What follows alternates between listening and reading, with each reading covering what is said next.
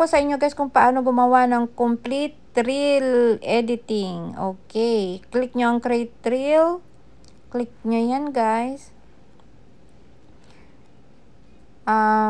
So, gagamitin natin guys ang 45 second. Click nyo yung 45 seconds. Tapos,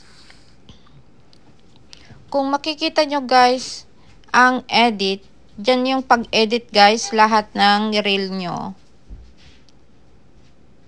Okay. Mag-add muna tayo ng music.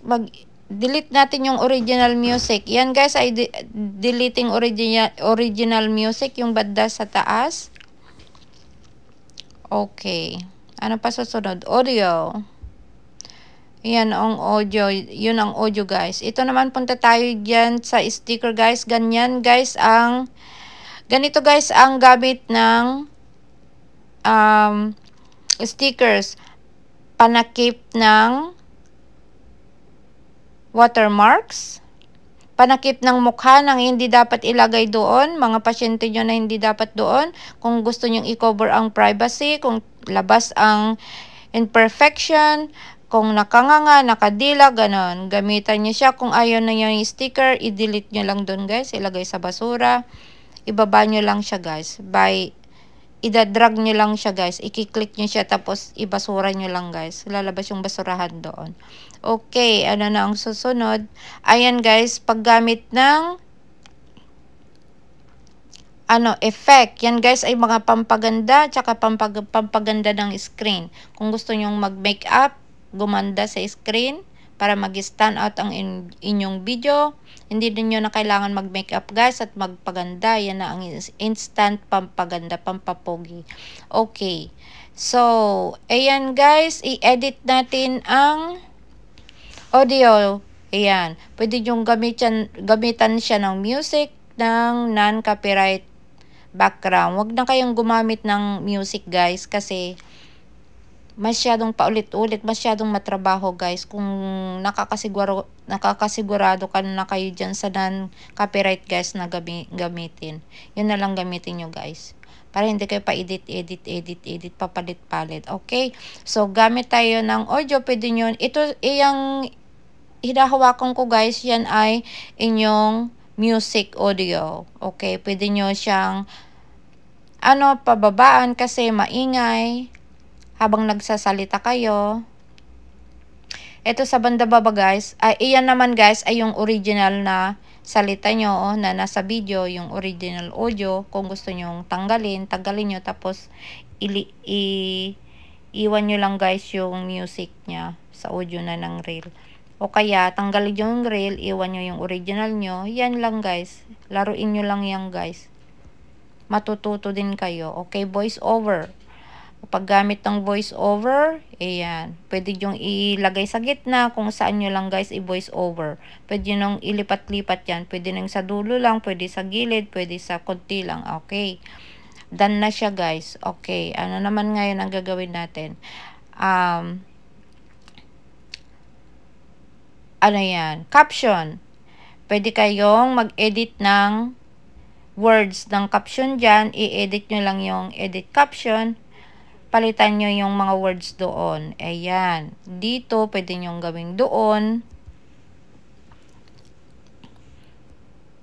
Ay, yung hard rock, pwede nyo palitan ng golden nuggets. Ganon.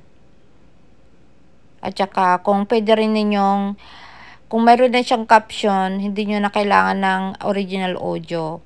Pwede nyo lagyan ng non-copyright music. Okay. With the caption. Pero mayroon na pag nag-voice over naman kayo, hindi nyo na kailangan yung yung caption. Kasi masyadong madumi na yung screen nyo. Okay. Kailangan maliwanag ang screen. Tsaka ang dapat na tamang video guys ay pataas. Hindi patagilid, hindi pabalik-baliktad, papalit-palit yung nyo guys, yung video nyo para mag-stand out kay Lolometa. Okay? Tapos na siya, tapos na siyang na-edit. Ayan guys. Tsaka kailangan yung video nyo guys ay maliwanag. I-edit nyo lang guys, gamitan nyo ng InShot. lagyan nyo siya ng filter para lumiwanag siya, guys. Okay, gamitan nyo niya ng clip hub. Pwede kayong gumamit yan sa simula tsaka sa dulo. Ayan, guys. 'Di ba?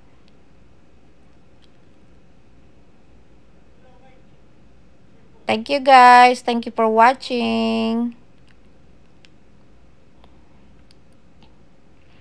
Ayan, 'di ba? Maganda siya pag may birthday, pag anniversary, ganon, o kaya sabihin nyo kung ano lang location, ganon.